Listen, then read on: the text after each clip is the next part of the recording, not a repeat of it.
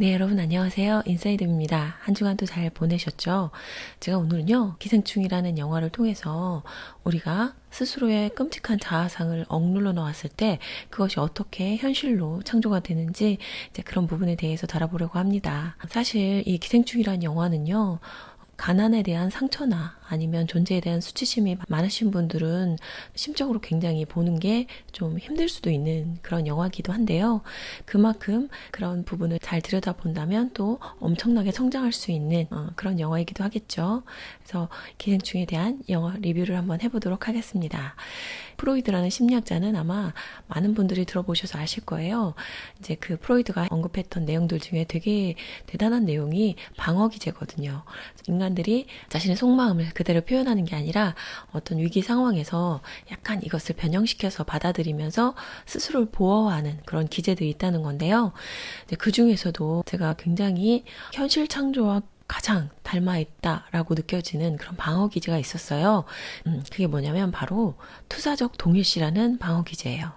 투사라는 것은요, 던질투예요. 내 안에 있는 건데 그것이 내 거라는 것을 차마 인정하기가 힘든 그런 부분을 내 거가 아니라 다른 사람 거라고 이렇게 책임을 전가하면서 핑계를 대는 이제 그런 부분이라고 할 수가 있는데요.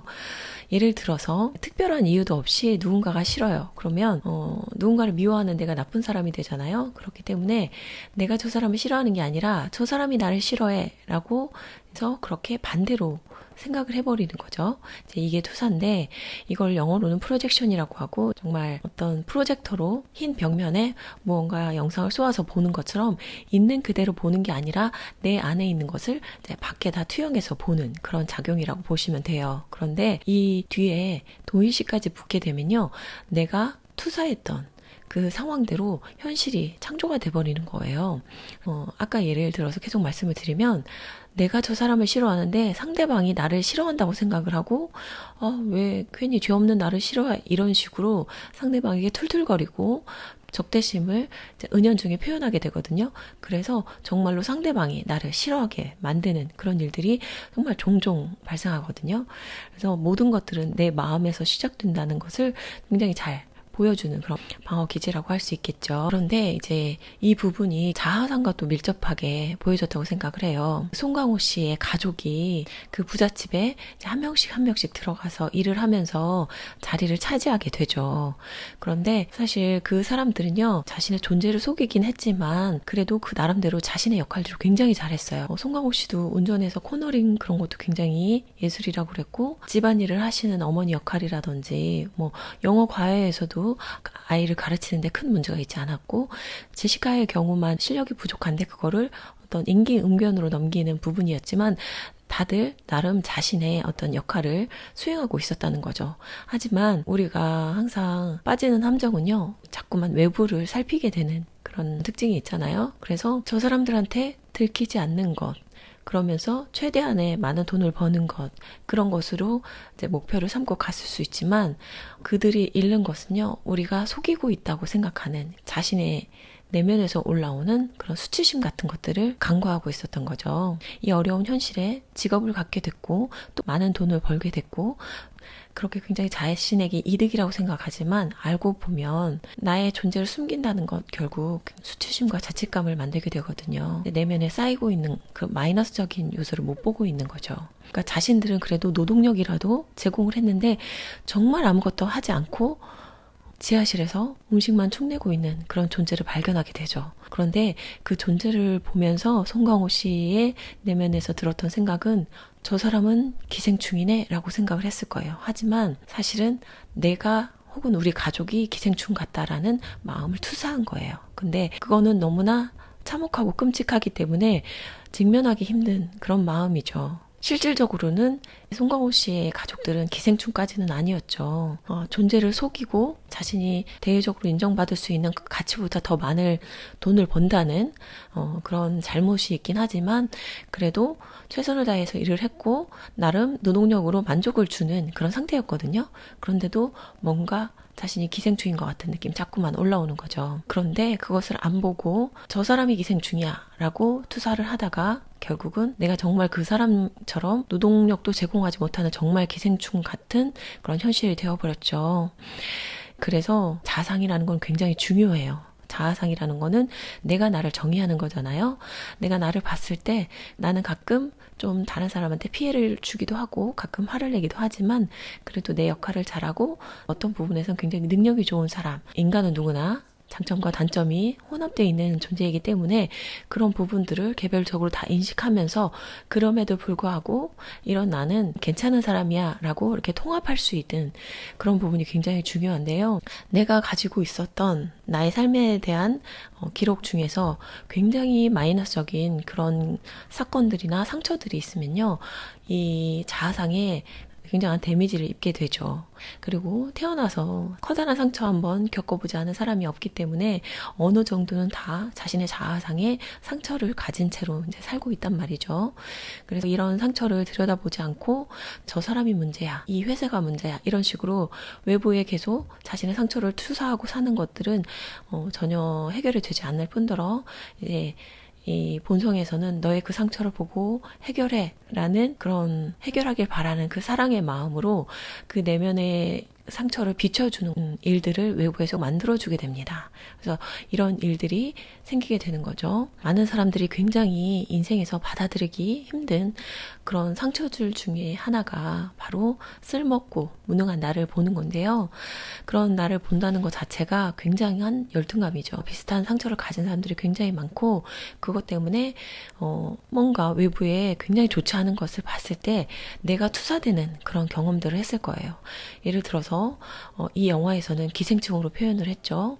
이 기생충이라는 것은 이 가족들처럼 뭔가 군집으로 같이 살면서 누군가에게 이렇게 몰래 이득을 취하고 그러면서 문제를 드러내지 않고 숨기는 것이 있고 뭐 이런 것들이 나타났다면 어떤 사람은 자신을 나는 쓰레기 같은 사람이야 라고 표현하는 사람이 있고 그때를 생각하면 내가 벌레같이 느껴져 라는 사람도 있을 수 있죠. 어떤 세상에서 낮고 더럽고 타인한테 피해나 끼치는 정말 세상에 없는 게 나을 것 같은 그런 것들을 보면서 나의 존재를 투사하기도 합니다. 그러면서도 그거를 차마 받아들이기가 힘들기 때문에 그 의식의 차원까지 올라오기가 힘들죠. 예전에 느꼈던 투사 대상 중에 제가 되게 우주 쓰레기 같이 느껴졌던 때가 있어요. 그러면서 참 특이하다라고 생각했는데 왜 그렇게 느꼈을까를 명상 도중에 굉장히 깊이 생각을 하는데 내가 쓰레기인데 내가 있는 걸 아무도 모르는 거예요. 그러니까 그런 것처럼 이제 오유형이 가지고 있는 고립감 이런 것과 결합된 느낌이었던 것 같아요. 기생충은 이렇게 드러나지 않게 누군가에게 이익을 착취하지만 정말 또 거머리 같은 사람이 또 있잖아요. 거머리는 아주 징그럽게 생겨서 대놓고 누군가로부터 무언가를 착취하는 그런 사람일 수 있겠죠. 그리고 뭐 뱀 같은 사람, 거지 같다고 느끼는 경우도 있고요. 굉장히 많은 좋지 않은 것들과 나를 이렇게 결부시키는 그런 연결고리가 있거든요. 그런데 이런 걸 꼭 보고 그 상처를 해결을 해야 된다는 거죠. 그렇지 않으면 내가 나를 쓰레기로 보고 내가 나를 기생충으로 보는데 내 삶이 어떻게 아름답고 찬란하게 비춰지겠습니까? 내가 정의하는 나라는 사람에 맞는 현실이 창조가 되거든요. 그렇기 때문에 이 자아상에 대해서는 여러분들이 꼭 한번 짚고 넘어가셨으면 좋겠다는 마음으로 이렇게 영상을 찍고 있습니다. 이제 영화 중에 굉장히 인상 깊었던 장면이요. 최우식 씨 역할이죠. 아들이 그 부잣집 마당에 누워서 하늘을 보고 있는 장면이 있어요. 그런데 너는 왜 그러고 있냐? 라고 했을 때 이게 집에 누워서 하늘을 보는 거라는 얘기를 해요. 그런 하늘을 볼 수 없는 반지하에 살면서 그 상처가 생기면서 하늘에 대한 분별심이 생긴 거예요. 그 분별심이 없는 사람은 오늘 비가 오나 우산을 가져가야 되나? 오늘 날씨가 좋네? 이제 가을이구나. 이런 생각으로 하늘을 보지 집에서 하늘을 보는 것이 기쁘고 행복한 것이라는 것에 대해서 자각 자체를 못하게 되죠. 그래서 아무것도 없는 마음에 반지하라서 하늘을 볼 수 없다는 그 상처가 발생하는 순간 그 세상에서 이원성으로 쪼개지는 그런 것들을 경험하게 됩니다. 그러면서 집에서 하늘을 볼 수 없는 건 비참한 일이고 집에서 하늘을 볼 수 있는 건 굉장히 아름다운 일이야 라고 생각하면서 집착과 회피가 같이 이제 동시에 생기게 되는 거죠. 반지하에서 사는 것에 대한 상처에 대해서 충분히 아픔을 느끼고 그것이 나의 잘못도 아니고 그런 아픔이 내 안에서 소화가 돼서 사라지면 다시 원점으로 그냥 하늘을 봤을 때 그냥 집과 하늘이 결부된 그 상처가 가지지 않은 사람처럼 원래 상태로 돌아갈 수 있다는 거죠. 굉장히 유명한 대사죠. 아들아, 너는 계획이 있구나. 이제 계획이라는 단어가 몇 번 등장을 해요. 그런데 여기서 말하는 계획은요, 때로는 희망이고, 때로는 책임이었던 것 같아요. 경제적으로 힘든 상황에서 말한 그 계획이라는 것이 사실은 희망이었지만 나의 존재를 숨기고 가야 되는 어떤 수치가 바탕에 깔린 희망이었고, 그때는 감안하지 않았던 책임이라는 것이 밑에 숨어 있었잖아요. 캠핑이 취소되고 비가 많이 온 날 엄마를 제외하고 다 집으로 도망을 가는 길에 송강호 씨가 그런 얘기를 해요. 우리 모두 무사히 나왔고 우리의 정체에 대해서는 지금 아무도 모르고 있고, 그러니까 우리는 아무 일도 일어나지 않은 거야. 나는 이것에 대해서 계획이 있으니까 너희들은 잊어. 이렇게 얘기를 하거든요. 여기서 계획은 책임을 나타내죠. 그리고 이때 또 감정의 회피를 볼 수가 있어요. 제가 이제 뭐 사람들이 굉장히 고통스러운 감정을 회피하기 위해서 얼마나 많은 노력을 하는지에 대해서 종종 말씀을 드리잖아요. 내가 이렇게 느끼기에 아픈데 너희들은 얼마나 또 아프겠니? 빨리 회피해 라고 얘기를 하는 거죠. 나에게 계획이 있으니까 너희들은 잊어라고 했지만 결국 체육관에서 계획을 안 했으면 계획에 차질이 생겨서 이렇게 상처받는 일도 없었을 텐데 어차피 인생이 계획대로 안 되는데 라고 하면서 체념하는 듯한 얘기를 해요. 여기서 우리가 이제 마음 공부를 하다 보면 이제 받아들임이라고 하죠. 어떤 이런 수능의 의미에 대해서 이제 많이들 어려워하시거든요. 여기에서 어떤 송강호 씨의 자세처럼 이렇게 포기하는 것과 많이 혼동을 하기도 하거든요. 지하에서 살던 아저씨도 그 포기의 모습이 보여요. 원래 센서등이 아닌데도 인간 센서등이 돼서 그 사장님이 올라갈 때마다 그거를 자신이 다 불을 켜주면서 사장님 리스펙트 감사합니다. 이렇게 하면서 그 불을 켜주죠. 그리고 나는 이제 여기가 편해. 원래 여기서 살던 사람 같아. 하면서 그런 모든 희망을 포기하고 그냥 목숨만 사는 것만으로도 감사하고 저들과 나라는 존재는 다른 존재야 라고 존재를 구분하는 그런 장면이 나와요. 그리고 이제 최우식 씨도 다혜 앞에서 내가 여기 있는 게 어울리니? 라는 질문을 하죠. 존재가 다르다는 건요, 잠깐 환경이 나쁘고 문제가 생기고 이런 차원의 일이 아니라는 거거든요. 나란 존재, 우리 가족이란 존재가 그냥 저들과 다르고 급이 다르다 라고 생각을 한 거고, 그 지하실에 있는 아저씨도 똑같이 그렇게 생각을 한 거거든요. 그게 이제 자아상이 망가진 거고, 일이 안 풀리고 환경적인 문제로 인해서 사람들이 많은 상처를 입고 그럴 수 있겠지만 그것의 가장 최악의 상태가 자아상이 그렇게 망가진 상태라고 보거든요. 그래서 진정한 받아들임은 그렇게 나는 안 돼 라고 나를 낮추고 나라는 사람을 아주 존재 자체를 깔아뭉개는 게 받아들임이 아니라 나에게 처한 현실에 있어서 오는 감정을 받아들이고 내가 이렇게 될 수밖에 없는 상황에 대한 아픔을 받아들이는 거고요. 그리고 여기에서 무언가 또 다른 도전이나 계획을 하고 싶으면 하고 또 노력을 해야 돼요. 그리고 그것에 대한 결과를 받아들일 수밖에 없는 것에 대한 얘기거든요. 어떤 사람은 뭐 한 번, 두 번 만에 이렇게 망가져서 자아상이 이렇게 깨져버리는 경우가 있고 10번이고 20번이고 다시 재기하는 사람이 있잖아요. 이제 이게 제가 다른 영상에도 다뤘던 회복 탄력성이거든요. 그래서 내가 나에게 셀프 토크로 하는 것들이 굉장히 중요해요. 우리가 나 자신을 속이고 잠깐 돈을 많이 번다고 해서 그 자아상이 회복이 되는 것이 아니거든요.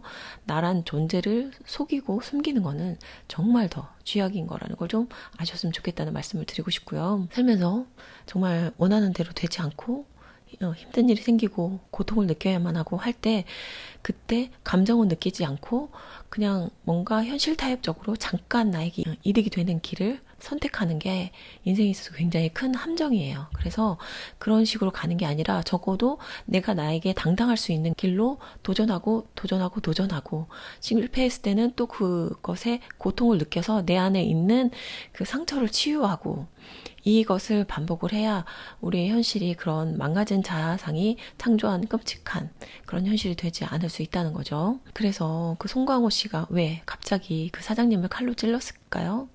그거는 송강호 씨가 그 지하실에 있는 아저씨를 저 사람은 기생충이라고 생각하면서 내가 결국 저 사람이랑 똑같다라는 그 자아상 때문에, 그 동일시 때문에 이성규 씨가 그 지하실에 있는 아저씨에 대한 냄새로 괴로워하는 모습을 봤을 때 내가 수치를 당한다고 느낀 거거든요.